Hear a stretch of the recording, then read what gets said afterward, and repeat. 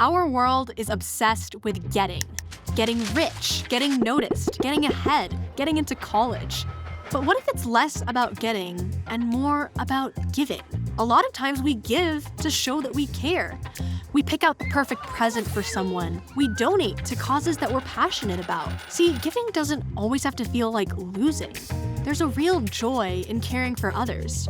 And during Lent, we're challenged to give alms. Maybe it's more than just dropping some coins into a collection basket. So what does it really mean to embrace almsgiving this Lent?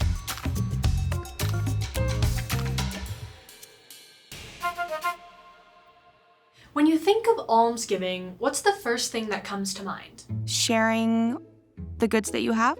Giving to the needy. Giving to the poor. Giving money and time. Ooh, money. Money? Charity. Charity. What? Robin Hood? Self-giving. Self-gift. Gift? Generosity. Kind of going deeper into that, why do you give? Why do I give? That's a good question. It's not why should we give. No, why do you give? I'm not that selfish, I swear. Man, I don't know. It feels good, but I want to say something more than that, you know? Giving, I think, is my love language. Maybe that's not the way I want to say this. Well, if you ask my wife, she might say I give because I feel obliged. I think we give because God has given us everything that we have. We don't own anything ourselves. We're all just stewards. Everything we have is given to us from God. We give because we've been given everything. I have been given a lot. The Lord's given me so much. Do you feel like you've given enough? No way. No, I've not given enough. I can't say I've given till it hurts. No. No. No. No, definitely not. Yeah, nope. Until the day I die, I'm required to give. In general, probably not. Is there ever a limit? I think we always have to overcome that kind of selfishness. I always have that feeling in the back of my head like, there's more you can give. For some of us, giving can actually come easily. But for others, it can be difficult. It can be hard to part with the things we've worked so hard for. But if we want to get better at almsgiving, first we have to understand what almsgiving actually is. In the most basic sense, almsgiving is giving another person money. Okay, but it's obviously not as simple as that. It's giving something to someone who has need of it, especially when you yourself do not have need of it. So it can be giving money, sure, but it could also be providing the other works of mercy, to give them food when they're hungry, to give them drink when they're thirsty, to give them clothing when they're naked, to give them shelter when they're homeless. The church presents to us a few different ways to think about this act.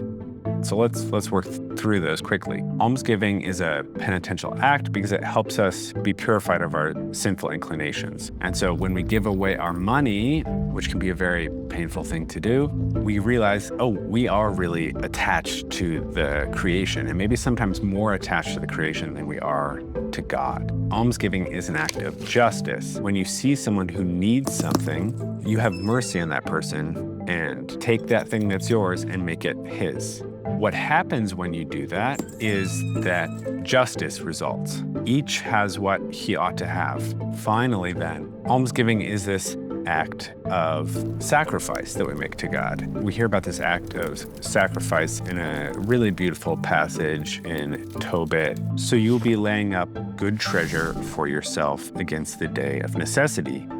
For practicing almsgiving is an excellent offering in the sight of the Most High for all who do it. So almsgiving is personal in the act of penance, it's communal in being an act of justice, and it is transcendent insofar as it is an act of sacrifice. As a kid, I remember receiving those little rice bowl banks that you were supposed to fill with spare change in support of the needy every Lent. Usually, I would drop in a few quarters here and there, but by the time the end of Lent rolled around, I had honestly forgotten about it. As an adult, I don't think my approach to almsgiving has changed all that much, and that's a little bit embarrassing to admit. So, what should almsgiving look like during the season of Lent?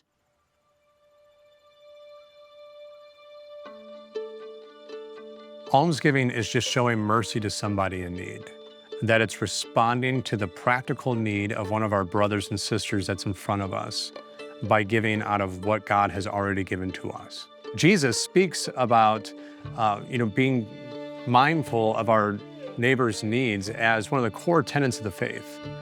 That he tells us in Matthew 6 about how it is that we'll be known as his disciples because we care for those that are in need, that whatever we do to one of the least of these, we do for him. And so we look at others not as a problem to be solved, but as a people to be loved. An act of almsgiving could very well be not just monetary. When was the last time you actually sat and talked to someone on the street? Right? It doesn't necessarily need to be about giving them cash, but maybe it's about intentionally stopping and actually seeing them and maybe asking their name. It's about acknowledging those that might be suffering, marginalized, forgotten, whose dignity isn't recognized necessarily.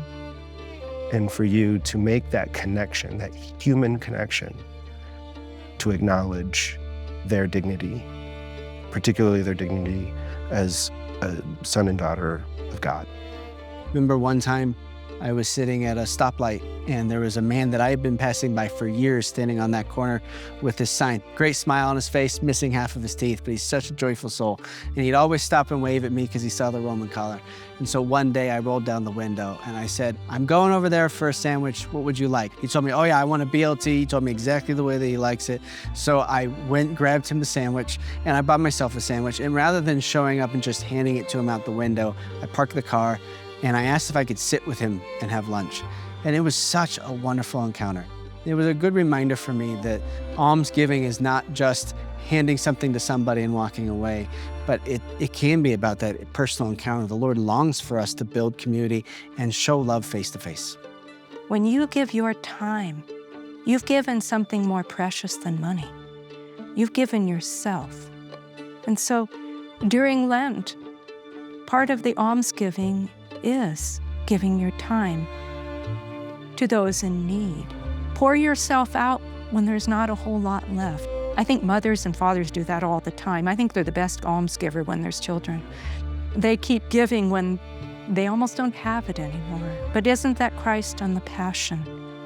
When he gave Veronica the very image of his face, when he almost had nothing left.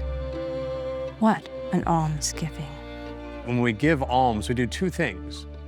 First, we remind ourselves of our dependence on God.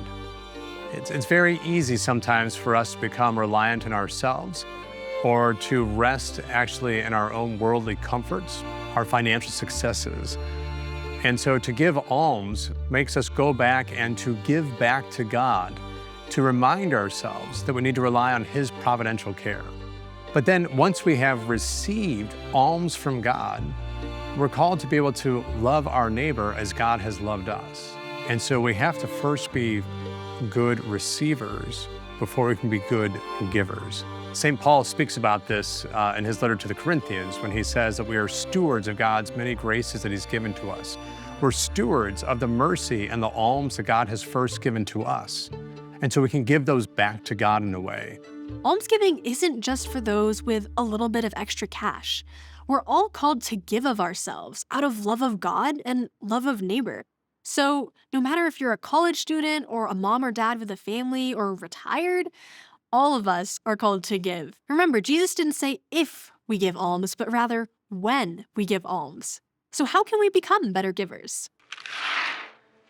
Sometimes people ask, well, how much should I give? What does almsgiving look like? If I already tithe, if I already try to be charitable, if I already kind of, donate some of my time, talent, and treasure, like what does it look like? I can't answer that specifically for you. That's something that you need to ask God about. But what we are invited to do is to try to imitate God's love for us and our love for our neighbors. And so I would challenge you with this. We should give to the point that we notice. God gave all of himself to us. And we are invited during this Lenten season to give in some ways until it hurts. What does that look like?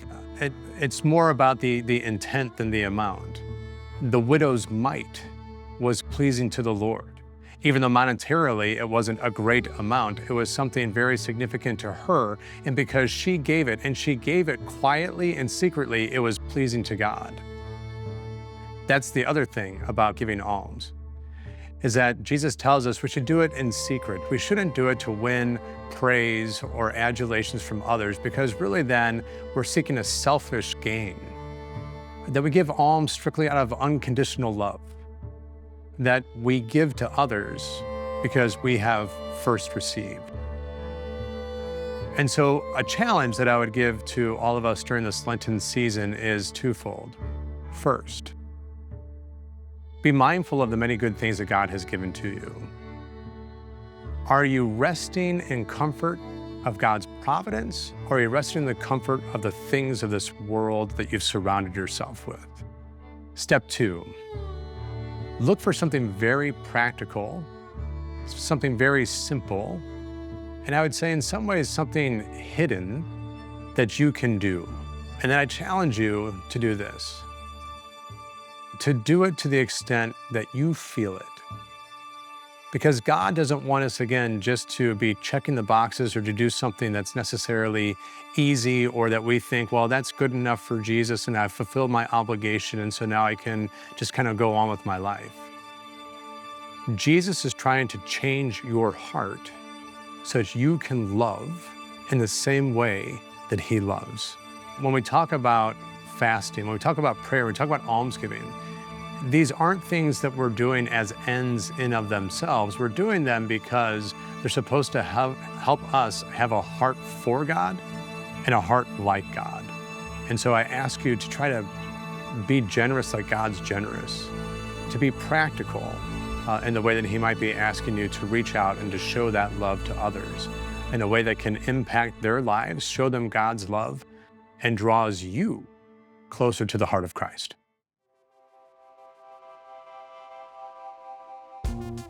To have a heart for God and a heart like God. This is the goal, not only of Lent, but of the entire Christian life. We're right back where we started, the desert, the place where God calls us. And throughout this series, we focused on prayer, fasting, and almsgiving, and this is where it all comes together. These 3 pillars form the foundation for a life centered on Christ. Again, not just during Lent, but every single day. This Lent is a prime opportunity to refocus on that goal and be more intentional. Don't miss it. We're about to enter into the desert, so prepare, make your resolutions, write your commitments down, and focus on the most important things. I hope and pray that everything you've learned through this series helps you to enter into Lent more fully. Remember, you don't have to be perfect. You just have to be prepared. God bless, and I hope you have a fruitful Lent. Hey guys, I hope you enjoyed this episode of How to Lent. Normally it's only available on forms.org, but we wanted to make sure it was available to all of you as well. So I hope you're finding it helpful in your journey to prepare for Lent. I wanted to take a quick moment to let you know about an amazing tool that we made in order to help you continue your Lenten journey. Linked below are these amazing mini journals that we made that have questions and journaling space for you to reflect on what God is calling you to this Lent, to write down your commitments. Along with that, there are also going to be some reflections and journaling space for our upcoming Formed Lenten series called Foretold. This series is all about uncovering God's providence through the Old and New Testament using the backdrop of the incredible Lateran Basilica in Rome. It's featuring one of our very own theology professors, Dr. Sean Innerst. If you liked How to Lent, this is going to be an amazing series to dive deeper into during the Lenten season. And the best part is, if you get the journal down below, you'll also receive 3 months of Formed for free. So you'll be able to follow along with Foretold, watch the rest of How to Lent, and enjoy so much other amazing Catholic content for you and for the whole family. So check it out in the link below. Thanks so much for watching.